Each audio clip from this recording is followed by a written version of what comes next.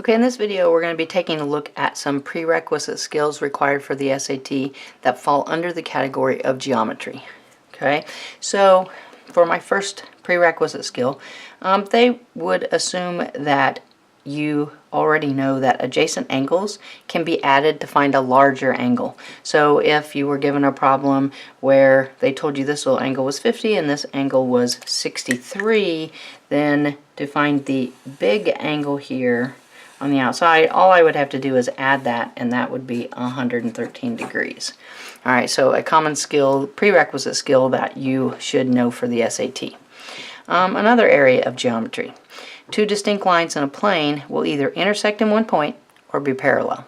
Okay, so if I were to draw some pictures of that, alright, if they just crossed at a random point like that, alright, there's two lines crossing at just a random point. Alright, if they don't cross at all, then they are going to be parallel. It's never crossing at all, and that's your symbol, geometric symbol for parallel.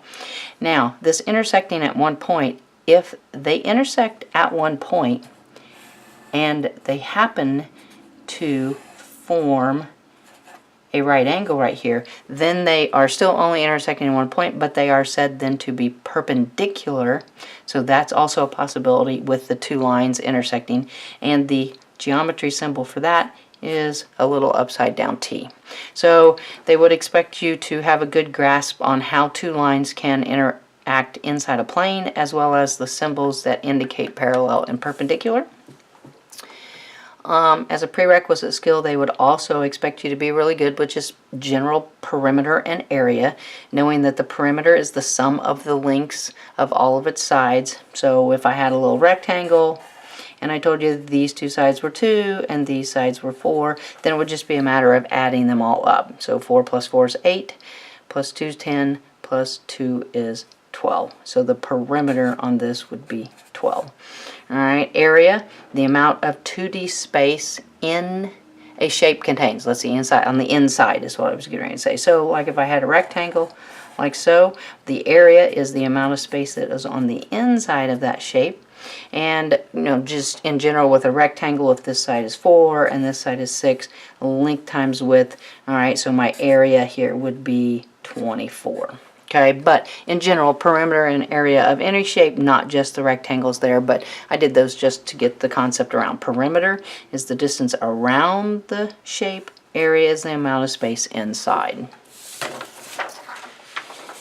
Okay, as a prerequisite skill, they're going to expect you to be really familiar with just in general parallelograms. Parallelograms have two pairs of parallel sides. Alright, some subcategories of those would be rectangles and squares.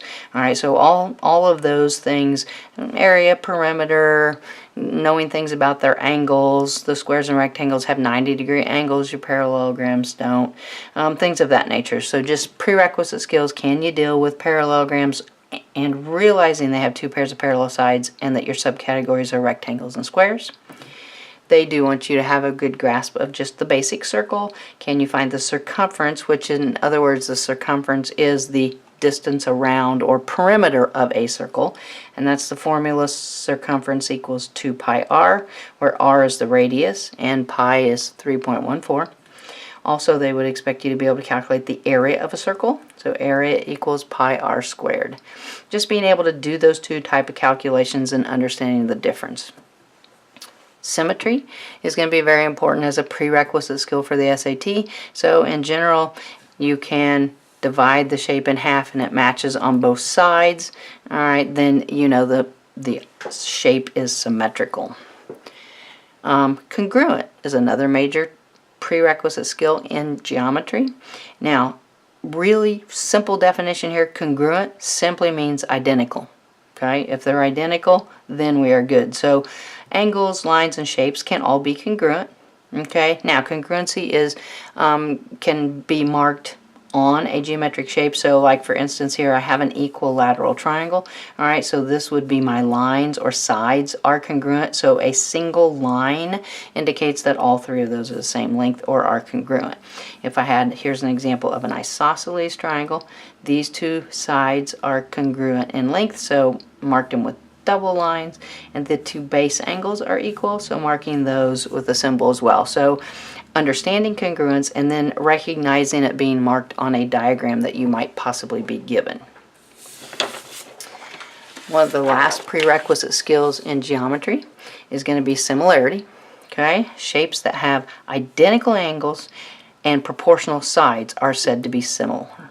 So I've drawn two right triangles here that are similar, and I've indicated what they are here. So this angle by this congruent mark and this angle, those are identical congruent angles.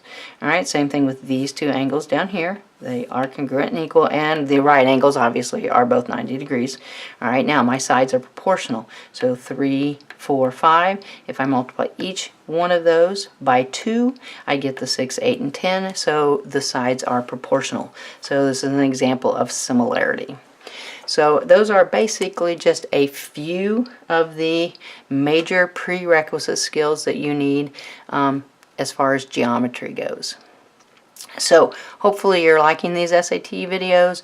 I have started with the prerequisite skills in the various areas. Alright, I will be moving on to specific tips and tricks as well as working out specific problems in an organized manner as far as going easy, medium, and hard. So please continue to watch for those SAT prep videos. Thanks for watching, and be sure to subscribe to the channel.